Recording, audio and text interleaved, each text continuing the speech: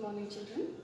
So yesterday we were discussing about the vegetative propagation in the plants. So let me continue from yesterday's class. Yesterday you have seen the propagation through the stem, and let me begin with the roots. So the vegetative propagation through the root. The example are sweet potato, dahlia, and sesame wood are the common examples. So here on the root you see a specialized adventitious buds, and these adventitious buds will give rise to the shoot and the root system. So these buds, the specialized buds which are present on the root, are called radical bud or slips. They are called radical buds, or they are also called as slips. Now sesame, it is best for furniture. Now next is reproduction through the leaf. In some of the plants like Bryophyllum,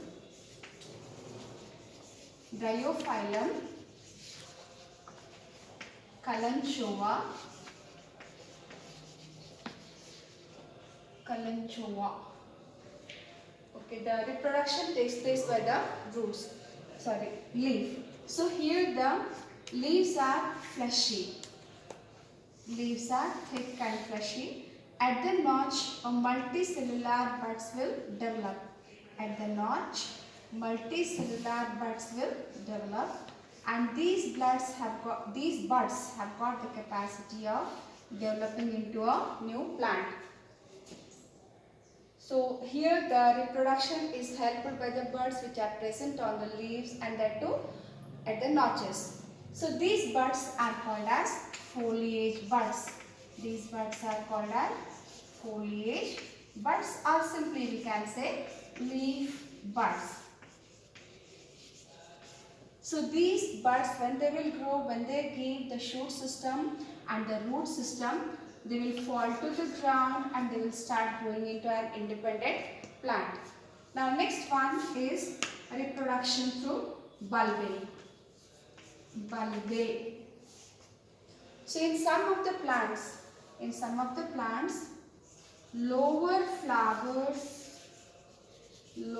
flowers of an inflorescence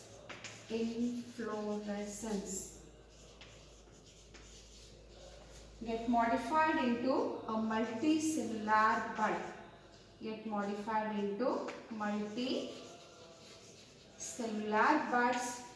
And these buds will gain the capacity of giving rise to a new plant. Such structures are called as bulbae. So such a type of vegetative propagation we will see in agave and pineapple. So these are some of the vegetative propagations. Let me just revise. Vegetative propagation through the roots. The best examples are the sweet potato and the dahlia and sesame wood. So here on the root you see some specialized buds which are called radical buds, and they have got the capacity of giving rise to a new plant. And reproduction through the leaves, the common examples are the Bryophyllum, Kalanchoe. Here the leaves are fleshy, thick, and they will be having the notches. At the notches, multicellular buds will develop, and these buds will give rise to shoot system.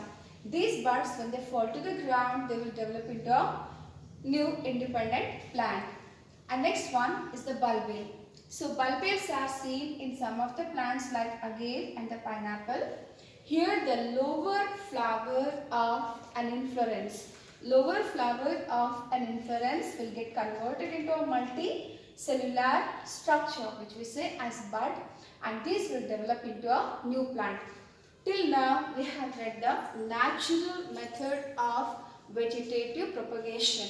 Apart from this, in horticulture we will see artificial propagation also. Now let me go to the artificial vegetative propagation. Artificial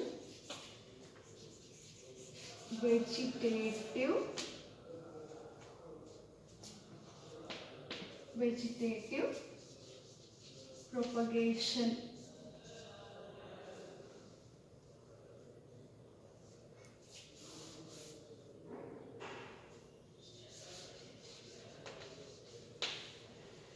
So artificially we can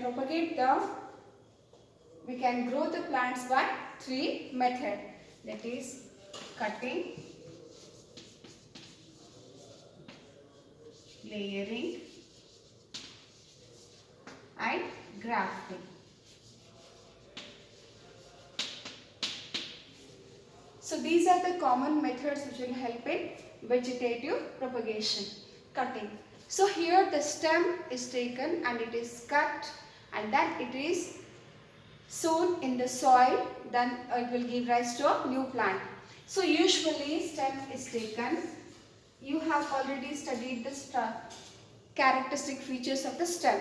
So usually stem is cutted in a slanting position, and it must have the nodes and the internodes.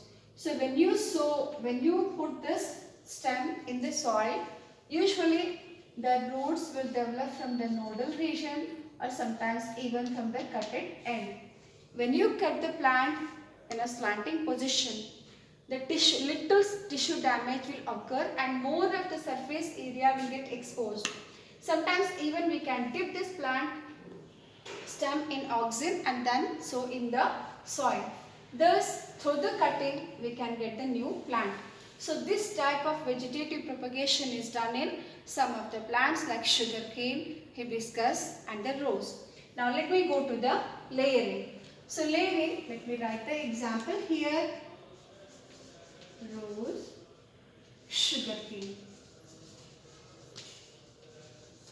Layering. So layering is done in jasmine. Layering is done in jasmine. So here we will. So the lower branch of the plant is selected. A lower branch of the plant is selected and it is bent to the soil and little part is exposed to the air. So the part which is bent to the soil must have the nodal region also. We have to cover this with the soil. We have to cover this with the soil, and of course here there are nodes, internodal region, and then leaves will be there. So after some time from the nodal region roots will appear. So after some time we can cut this plant here and we can take this and plant it in another place. So like this, through the layering we will get the new plant. So even in the layering, soil layering is common what we do. Even air layering is also done. In the air layering, what is done? A twig is selected, one branch is selected, and there the outer tissue is removed, and then here it is covered with the moss and it is made airtight, and then from this part the roots will develop and this shoot will gain the capacity of developing into an independent plant. So usually this is in practice. Now third one is the grafting. So here in the grafting, two different plants of same species are taken. So here one plant will be selected with the root and a little part is exposed, and on this, so usually the cut is made in a slanting position only, and another plant of the same species will be taken.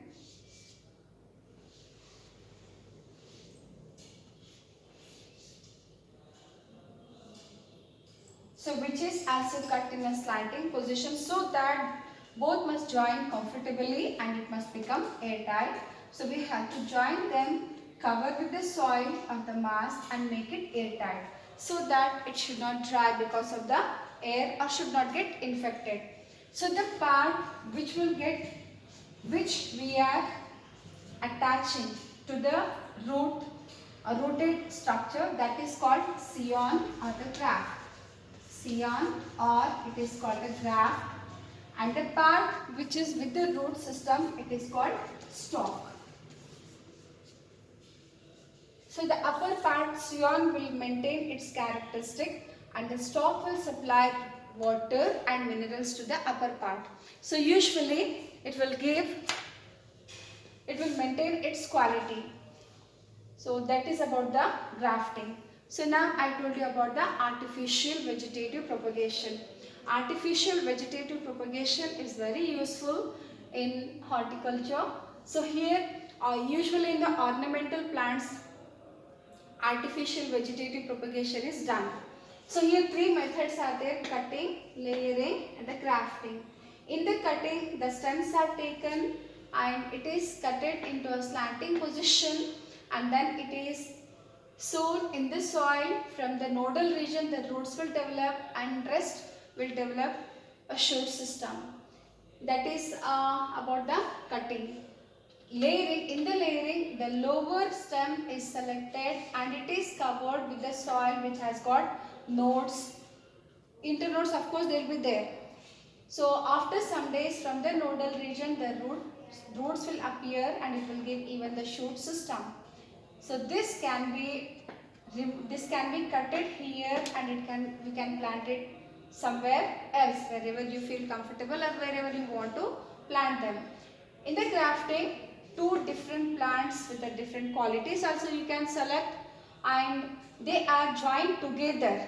So here we can select the root with some of the special properties, like if they will be having some of the special properties to withstand against the this drought or some disease resistant properties if they will be having, that also we can select so that the plants can grow well. The part which has got the root is called stalk and the part which has got the shoot system is called scion. This is also called as graft. So this is about the vegetative propagation. Now let me go to the sexual reproduction. So sexual reproduction properties already we have studied yesterday.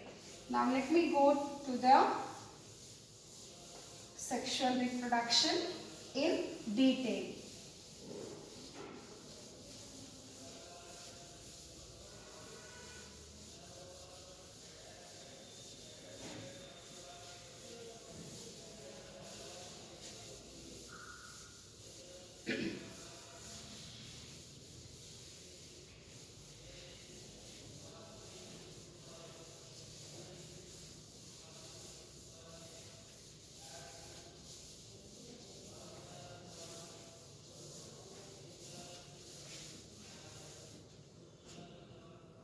Sexual reproduction.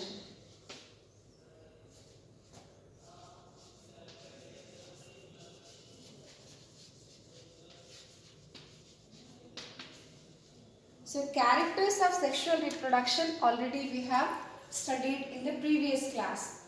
Now let me not repeat them, just let me repeat. See, it may involve one parent or two parent, that is it may be uniparental or biparental, and here the formation of gametes and the fusion of gametes is there, and as it includes both the type of cell division, that is mitosis and meiosis. Because of the meiosis, variations are introduced in the offsprings, so they are different from their parent as well as among themselves. And as variations are there, it will contribute to the evolution. And sexual reproduction is an elaborate, complex and slow process. So let me just go to the different properties of this sexual reproduction. Now as a part of sexual reproduction, you already know that organisms produces gametes. organisms produces gametes, and I told you that the sex organs may be present in one individual or they may be present in different individuals. So let us read all about this under the heading sexuality. Sexuality of organism. Sexuality of an organism. Organisms you can write. Now you know that as a part of sexual reproduction, organisms will produce the gametes. Organisms will produce the gametes, and gametes are also called as sex cells. Gametes are also called as sex cells. So gametes are of two types. Gametes are of two types. Now gametes are produced in gonads. Gametes are produced in reproductive organs which are called as gonads. Reproductive organs are also called as gonads. And I told you that gametes are of two types, male and female, and gonads are also two, that is male gonad and the female gonad, or male reproductive organ and the female reproductive organ. Male reproductive organ is called testis and the female reproductive organ is called ovary. So in the testis, male gametes are produced and in the ovary, female gametes are produced. So organisms may possess one sex or they may possess both the sexes in one. Depending on that, the organisms are classified into two types. So if both the sex organs are present in one individual, then they are called bisexual. Bisexual organisms. Bisexual organisms. What do you mean by bisexual organisms? Both the reproductive organs are present in one individual. Both the reproductive organs. Both reproductive organs are present in one individual. So male and female reproductive organs are present in one individual, then such individuals are called as bisexual. They are also called as monoecious. They are also called as monoecious, or they are also called as hermaphrodite. Hermaphrodite. So usually the term hermaphrodite is used in the animals. Monoecious and bisexual we even use for the plants as well as for the animals. So that is about the bisexual organisms. What do you mean by bi? Two. That is both the sexes are present in one individual. Then such organisms are called as bisexual organisms or monoecious, or in the animals they are called hermaphrodite. We can give few examples like we can give the earthworm. We can give leech as an example. Well, so that is about the monoecious organisms. In the plants, you can give the hibiscus as an example. You can give cucurbits, coconut. You can give maize, and you can give many examples with which already you are familiar. Now let me go to the next situation, next condition, where both the sex organs are present in the different animals. So that condition is called unisexual. Unisexual organisms. Unisexuality, it is called unisexual organisms. So unisexual organisms are those organisms which have got only one reproductive organ, either male or female. So presence of only one. Presence of only one reproductive organ. Only one reproductive organ. Male or female. Male or female. Such organisms are also called as dioecious. They are also called as dioecious, or they are also called as heterophrodite. They are also called as heterophrodite. What do you mean by unisexual or unisexuality of an organism? So unisexual organisms are those organisms which have got only one sex organ or one reproductive organ in them. Either they may be having male reproductive organ or female reproductive organ, that is testis or ovary. So they are also called as dioecious and heterophrodite. And heterophrodite is this term usually we will use in animals. Now let me give the example. Higher animals like cockroach, we can give the example. Cockroaches, we can give example, and we can give the human beings or dogs. Let us take the dogs as an example. And in the plants, we can take the example of Marchantia. Marchantia, date palm, and even you can give the example of papaya, which is very popular. So these plants, these organisms will develop either male or female gamete. That is about the unisexual organisms. Now this is about the sex, presence of sex in the organisms.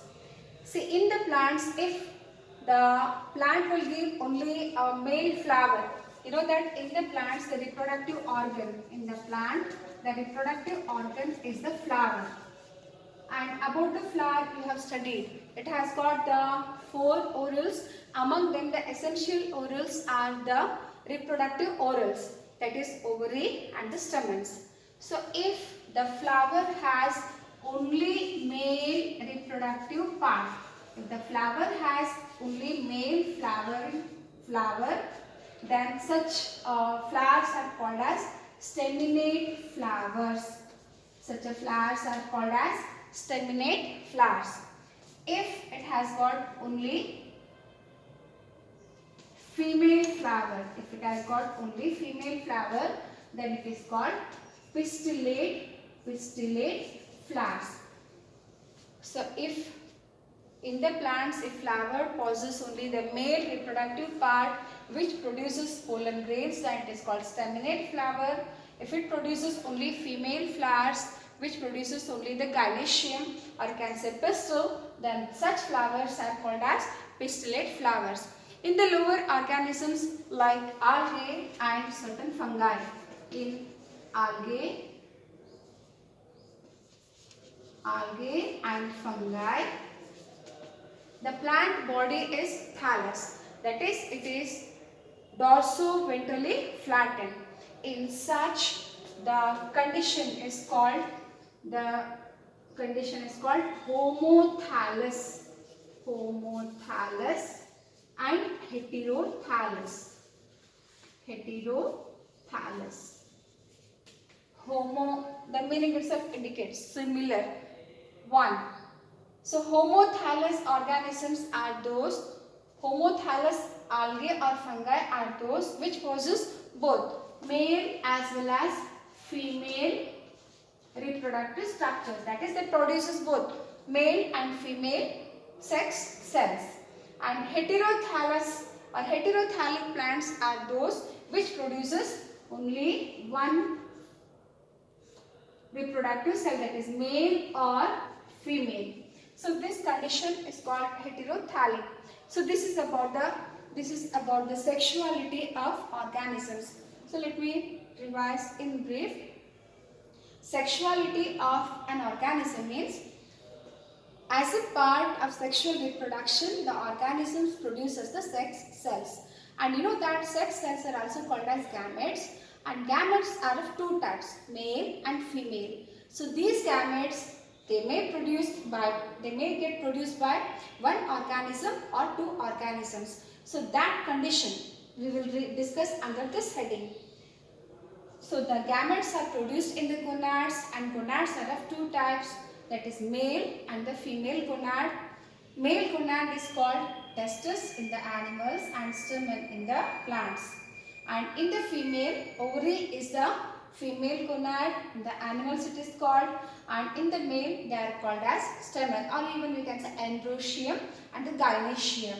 So if both the sexes are present in one individual, then such organisms are called bisexual organisms. The other terms for bisexual organisms are monoecious and hermaphrodite. So hermaphrodite is usually used in the animals.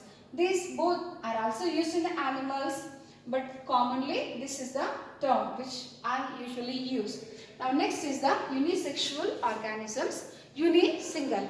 The organisms possess only one sex organ with them. So such a condition, that is the presence of only one reproductive organ, male or the female, in an individual. Such a condition is also called dioecious or heterophrodite. You can give the example like in the animals you can give cockroach, in the plants you can give date palm or papaya. And in the plants, the reproductive organ is the flower. Flower is the reproductive organ in the plants, and it is having two essential orals, that is androecium and the gynoecium.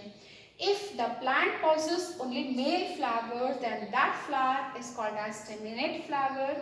If the plant possesses only female flower, then it is called pistillate flower. And in the lower plants like algae and fungi, the plant body is thallus, which is dorsoventrally flattened. In such case, if both the sexes are present in one, then that condition is called homothallus. If they are present in the different, then it is called heterothallus. So this is about the sexuality of an organism. Now let us go to the next one, that is stages of life cycle. Now let me go to the stages of life cycle. Stages of life cycle. So we can study the life cycle in 3 stages. That is, or even the stages also are called as events, or let me write stages only. Stages of life cycle. That is, first one is juvenile. In animals it is called juvenile stage, and in the plants it is called vegetative phase. Vegetative phase. And the second one is the maturity, or it is also called as reproductive phase. It is also called reproductive phase. And the third one is senescence. Senescence, or it is also called as aging phase, or simply you can write aging. So these are the 3 stages of the life cycle, that is juvenile or vegetative phase. Which is vegetative phase is, I will say this in plants, maturity or reproductive phase, senescence or aging phase. Now let me continue tomorrow. So thank you.